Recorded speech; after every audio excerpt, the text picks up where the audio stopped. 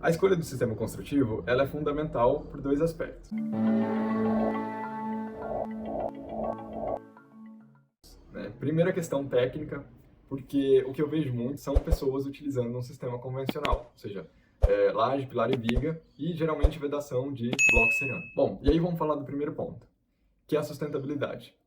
Quando a gente utiliza esse sistema tradicional, a gente tem que entender que o canteiro de obras, né, não só no decorrer, mas principalmente no pós-obra, esse canteiro vai ter muito entulho, né? Vai ter muito resíduo.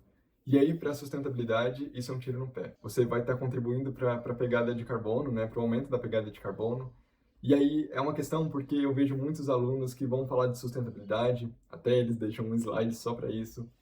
Então, eles utilizam estratégias como captação de águas fluviais, reuso de águas cinzas, né? Captação de energia solar, né? Através das placas fotovoltaicas.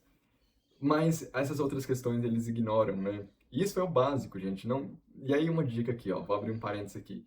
Se o seu projeto tem uma placa solar, tem captação de água pluvial e águas cinzas, não significa que ele seja sustentável, tá? Isso, na verdade, hoje é o básico. Para um projeto de fato ser sustentável, ele tem que ir muito além disso, né? E ele tem que começar nas escolhas, né, do seu projeto. Então, por exemplo, a questão do sistema construtivo. Então, quando você utiliza, por exemplo, uma madeira laminada colada, bambu laminado colado, ou um outro sistema que seja, né, que tenha uma pegada de carbono menor do que, ou até zero, né? Eu acho que zero, se a gente for colocar na ponta do lápis, é impossível, mas que tem uma diminuição e uma contribuição, né? Nesse sentido, é muito bem-vindo. A madeira, por exemplo, né, quando a gente fala de madeira laminada colada, ela é muito bem-vinda porque primeiro porque ela tem um ciclo, né? Então você planta, ela cresce, você corta, tem a poda, né, tem a extração, na verdade, e aí você consegue fazer o manejo disso, plantar novamente. E quando ela está crescendo, ela consegue sequestrar carbono, né, da atmosfera, armazenar no tronco, e aí você corta, é como se fosse como se ela captasse esse carbono, te entregasse e aí você planta, faz esse reuso novamente e ela capta de novo, você corta, ela capta de novo. Então, né, se a gente comparar com o sistema convencional, ela está muito à frente. E tem uma outra questão também, que é a questão técnica, né?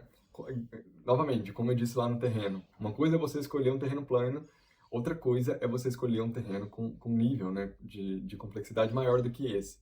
Você automaticamente, se você consegue resolver, bem também, né? Não adianta se arriscar tanto e não conseguir resolver. Então, vai com parcimônia. Mas quando você consegue resolver, você vai ter muito êxito. E o sistema construtivo é a mesma coisa. Para além dessa questão da sustentabilidade, quando você traz um sistema inovador, um sistema novo, de que não estou falando nem que precisa ser tipo, saiu um sistema agora que ninguém conhece, vou me arriscar. Não é isso. Mas que seja um sistema não tradicional, sabe? Por exemplo, a madeira laminada colada. E é importante, gente, que eu não sabia, tá? Eu não tinha conhecimento sobre esse sistema. Eu fui construindo o projeto e estudando ao mesmo tempo, né? Obviamente que eu tirei uns dias, né, para estudar primeiro e depois isso foi acontecendo de forma muito natural, assim.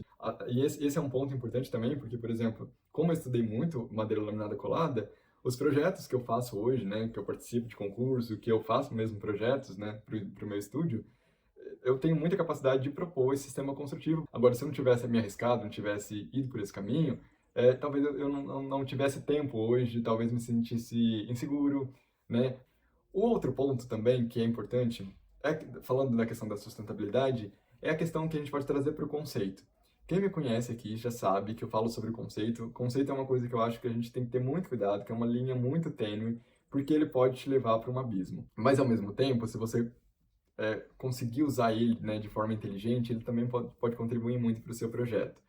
E para a gente fechar aqui, né, até também concluindo essa questão do conceito, a questão da sustentabilidade ela vai muito além né, dessas escolhas ativas ou passivas, né, de sistemas. Tem a questão também social, econômica. Então imagina que você pode, por exemplo, construir uma edificação utilizando um material que seja local, né, que seja além, né, de ter mão de obra local, que seja um material, por exemplo, que venha da terra, né, ou seja, uma taipa de pilão. E aí você, através dessa mão de obra local, você vai estar impulsionando, né, injetando recursos nessa comunidade, né, renda para essa comunidade, você vai estar gerando empregos, né, para essa comunidade. Então, entende como essa preocupação do todo, né? Então, desde a base, né, você vai pensar nesse sistema construtivo, nesse terreno, mas nessas pessoas que estão ali. Então, o seu projeto, você pode ter certeza que ele vai ter uma força muito grande. Obviamente que isso não dá para ser aplicado em tudo, né?